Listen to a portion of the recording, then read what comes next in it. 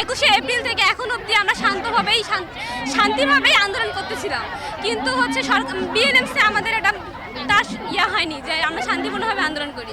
এই কারণে আমরা আজকে এই ব্লগটা করছি। আমরা ডিপ্লোমাকে ডিগ্রি সমমান চাই, আমাদের একটা দাবি নিয়ে আমরা এখানে।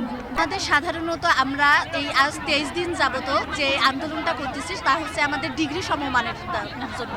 কারণ দেখা যাচ্ছে কি যে আমরা এইচএসসি পরীক্ষা দেওয়ার পর এইচএসসি একটা সার্টিফিকেট পাওয়ার পর আমরা এডমিশন নামে একটি ভর্তি যুদ্ধ দিয়ে তারপরে আমরা নার্সিংয়ে আসি। সেখানে দেখা যাচ্ছে আমরা 3 বছর ডিপ্লোমা কোর্স করলাম, তারপরে 6 মাসের ইন্টার্ন করলাম, করার পরেও আমরা ঘুরে যে সার্টিফিকেট পাচ্ছি তা হচ্ছে এইচএসসি সমমান, যা যুক্তিসঙ্গত না। ওই জন্য আমরা অবশ্যই চাই যে ডিপ্লোমাকে ডিগ্রি সমমান করা হোক। ডিপ্লোমা হয়, এইচএসসির পর কখনোই ডিপ্লোমা হয় না।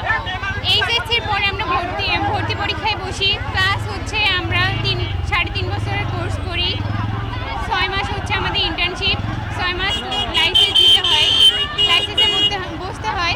এর পর হচ্ছে ডিপ্লোমা হয়, এইচএসসির পর কখনোই ডিপ্লোমা হয় না। আমরা এইচএসসি 2 বছর কমপ্লিট করে ভর্তি পরীক্ষা দেই, প্লাস আমরা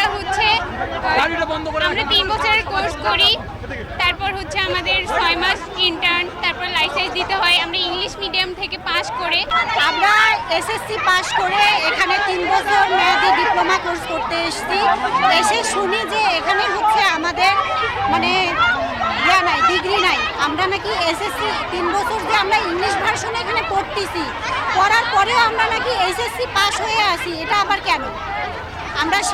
এটা আমাদের একটা যৌক্তিক দাবি। আমরা ডিপ্লোমা কোর্সকে আমরা ডিগ্রি সম্মান